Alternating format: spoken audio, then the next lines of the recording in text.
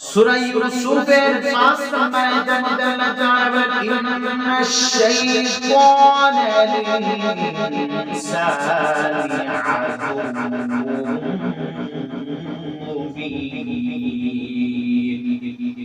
আল্লাহ তাআলা বলেন নিশ্চয়ই শয়তান মানুষের প্রকাশ্য যে শত্রু প্রকাশ্যভাবে আপনারা আমার সামনে দাঁড়িয়ে থাকে, আমরা জানি প্রকাশ্য শত্রু কি শয়তান। আপনি যখন গুনাহ করেন শয়তান আপনাকে ওয়াসওয়াসা দিয়ে গুনাহের দিকে লিপ্ত করে, গুনাহের দিকে দাবিত করে। এজন্য শয়তান আমাদের প্রকাশ্য শত্রু।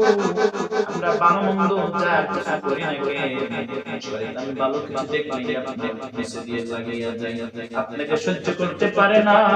কিভাবে গুনাহের দিকে দাবিত করবে। আল্লাহ তাআলা দেখেন কেন সেরকম করে। আল্লাহ তাআলা পবিত্র কোরআনের সূরা রহমানের 15 নম্বর আয়াতের মধ্যে বলেন ওয়া খালাকাল জান্নাতা মিন মারিজিন মিন নার।